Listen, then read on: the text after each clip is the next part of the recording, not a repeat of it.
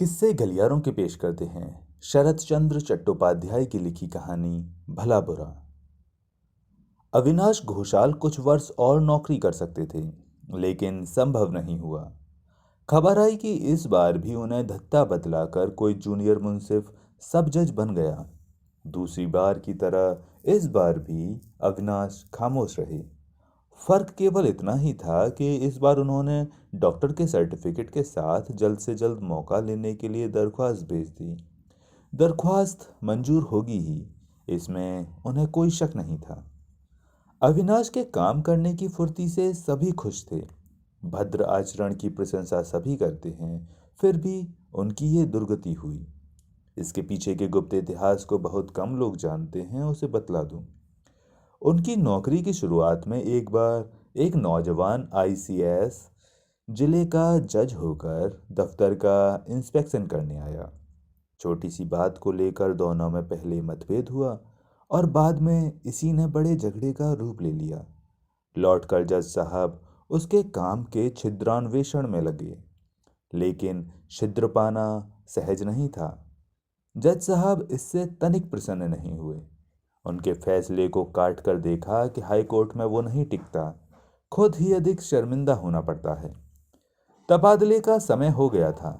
अविनाश दूसरे जिले में चले गए, लेकिन जज से मुलाकात करके नहीं गए।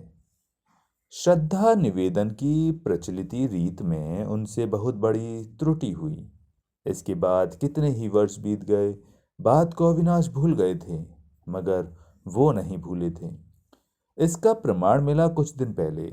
वो नौजवान जज अब हाई कोर्ट में आए हुए हैं, मुंसिफ वगैरह के विधाता बनकर।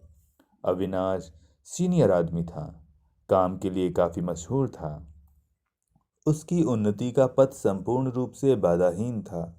अचानक देखा गया कि उसकी जगह नीचे का आदमी सब जज हो गया, और मामला यहीं समाप्त नहीं हुआ। एक एक करके और भी 3 व्यक्ति उसे पीछे छोड़कर आगे बढ़ गए। जो लोग नहीं जानते वे कहेंगे कि कहीं ऐसा भी होता है। ये तो सरकारी नौकरी है और उस पर इतनी बड़ी नौकरी है। ये क्या काजियों का जमाना है? लेकिन अनुभवी कहेंगे उससे भी अधिक ज्यादतियां होती हैं। अतएव अविनाश मन ही मन समझ गया कि अब इससे छुटकारा नहीं। आत्मसम्मान और नौकरी, इन दो नावों पर पैर नहीं रखा जा सकता। दोनों में से एक को चुनना होगा। उसी बात को इस बार उन्होंने पूरा किया। परिवार में अविनाश की भार्या आलोकलता, आईए फेल पुत्र हिमांशु और कन्या शाश्वती, यही 3 प्राणी। नौकर नौकरानियों की संख्या इतनी थी कि अनगिनत कहा जाए तो अतिशयोक्ति नहीं होगी। उस दिन अविनाश अदालत से प्रसन्नचित्त लौटे।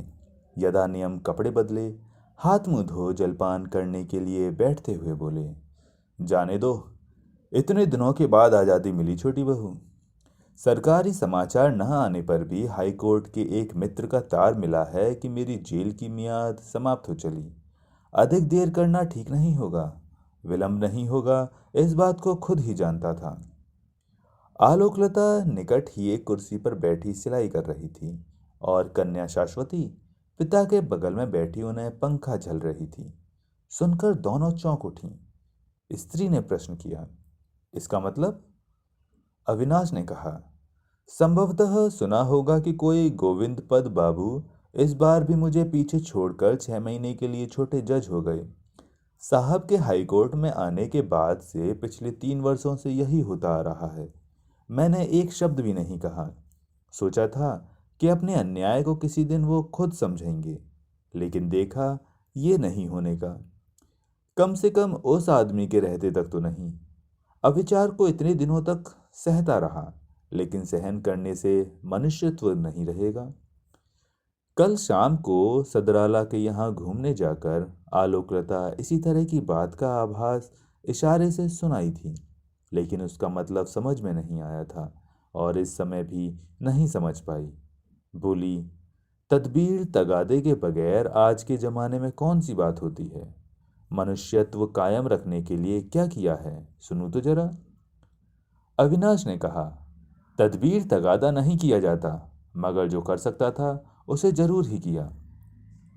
आलोकलता पति के मुंह की ओर देखती रही। अभी तक तात्पर्य उनकी समझ में नहीं आया। वो डर गईं और बोलीं, सुनूं भी? क्या किया है? बतलाओ भी तो यही। अविनाश ने कहा, वो है काम से इस्तीफा देना, और इस्तीफा भी दे दिया है। आलोकलता के हाथ से सिलाई का सामान जमीन पर गिर पड़ा। वज्राहत की भांति कुछ देर तक खामोश रहकर बोली, ये क्या कह रहे हो? इतने प्राणियों को भूखा मारने का संकल्प किया है क्या? काम छोड़ा तो तुम्हारी कसम खाकर कहती हूं मैं उसी दिन आत्महत्या कर लूंगी। अविनाश चुप बैठे रहे, कोई जवाब नहीं दिया। दरख्वास्त अगर दे ही दी है तो वचन दो कि कल ही वापस लोगे। नहीं तो तुम चाहते हो कि मैं मर जाऊं? तुम तो जानती हो छोटी बहू कि मैं इसकी कामना नहीं करता।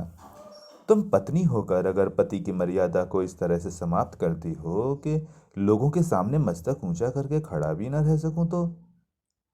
बात अविनाश के मुंह से अचानक रुद्ध हो गई, पर खत्म नहीं हुई।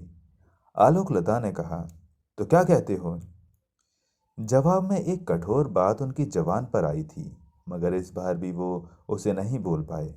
लड़की ने बाधा डाल दी। अब तक वो सब कुछ चुपचाप सुन रही थी, लेकिन अब उससे नहीं रहा गया। बोली, नहीं पिताजी, इस समय माँ के सोचने विचारने की ताकत नहीं है। तुम उन्हें कोई जवाब नहीं दे सकते। लड़की की हिमाकत देखकर माँ कुछ पहले हतबुद्धि सी हो गई। दूसरे ही पल बड़े जोरों की फटकार लगाकर बोली, शाश्वती, जा यहां से, चली जा कहती हूं। लड़की बोली, अगर चला ही जाना पड़ता है तो पिताजी को साथ ले जाऊंगी माँ, तुम्हारे पास छोड़कर नहीं जाऊंगी। क्या कहा? कहा कि तुम्हारे पास उन्हें अकेला छोड़कर नहीं जाऊंगी, कभी नहीं जाऊंगी। चलो पिताजी, हम जरा नदी के किनारे घूम आए। शाम के पश्चात मैं खुद तुम्हारा खाना बना दूंगी। इस समय खाना रहने दो। उठो, चलो पिताजी। यह कहकर उसने उनका हाथ पकड़कर खड़ा कर दिया। दोनों सचमुच ही चले जा रहे हैं देखकर आलोकलता ने अपने को कुछ संभाल कर कहा, जरा रुको। सचमुच ही क्या एक बार भी नहीं सोचा कि नौकरी छोड़ देने पर तुम्हारे परिवार में इतने प्राणी क्या खाएंगे? अविनाश ने जवाब देना चाहा, मगर इस बार भी लड़की ने रुकावट डाल दी। वो बोली, खाने की क्या सचमुच ही तुम्हें फिक्र हो गई है माँ? लेकिन रोना तो नहीं चाहिए। नौकरी छोड़ने पर भी पिताजी को पेंशन मिलेगी, और वो भी 300 से कम क्या होगी। बगल वाले मकान के संजीव बाबू 60 रुपए तनख्वाह पाते हैं। खाने वाले उनके यहाँ भी 9-10 हैं। कितनी बार देख आई हूँ, उनके यहाँ का खाना हमारे यहाँ से बुरा नहीं होता। उनका चल रहा है तो हम 3-4 जनों का खाना पहनना नहीं चलेगा? माँ के धीरज का बांध टूट गया। कटु व्यंग के स्वर में चिल्ला उठी, जा, भाग मेरी नजरों के सामने से। जब अपना परिवार बसाना तब गृहस्थीपना दिखाना। मेरी गृहस्थी में दखल दिया तो तुझे घर से निकाल कर बाहर खड़ा कर दूंगी। लड़की ने जरा हंसकर कहा, अच्छी बात है माँ, वही करो। पिताजी का हाथ पकड़कर मैं चली जाऊंगी। तुम और भैया पिताजी की पेंशन के सारे रुपए लेकर जो चाहे करो, हम कुछ भी नहीं कहेंगे। मैं लड़कियों के किसी स्कूल में नौकरी करके वृद्ध पिताजी का खर्चा चला लूंगी। माँ आगे कुछ नहीं बोली। देखते देखते उनकी दोनों आंखों से आंसुओं की धारा बह चली। लड़की ने पिता का हाथ किंचित दबाकर कहा, चलो पिताजी, चलें, साय का समय हो जाएगा। अविनाश के पग बढ़ाते ही आलोकलता आंचल से आंखें पहुंचकर रूंधे गले से बोली, जरा और रुको। ये तुम्हारी कैसी भीष्म प्रतिज्ञा है? क्या इसमें फेरबदल नहीं होने का? अविनाश ने गर्दन हिलाकर कहा, नहीं, ऐसा नहीं होने का। देखो, मैं तुम्हारी स्त्री हूं, तुम्हारे सुख दुख की साथिन हूं। अविनाश बाधा देकर बोली, अगर ये सच है तो इतने दिनों तक मेरे सुखों का हिस्सा मिला है, अब मेरे दुखों का हिस्सा लो। आलोकलता ने कहा, तैयार हूं, मगर सारी इज्जत आबरू कायम रखने के लिए इतने रुपए काफी नहीं हैं, तो पेंशन के थोड़े से रुपयों से काम कैसे चलेगा?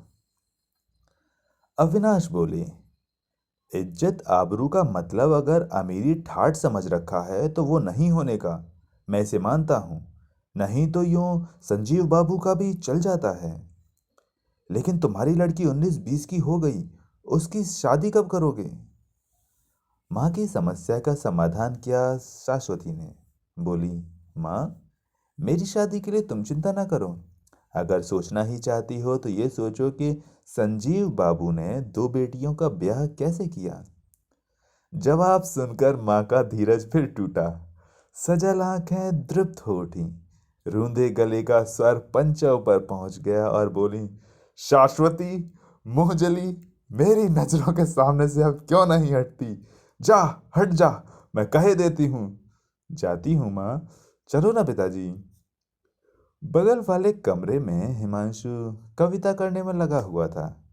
आईए परीक्षा के तीसरे प्रयास में भी अभी कुछ ही देर है।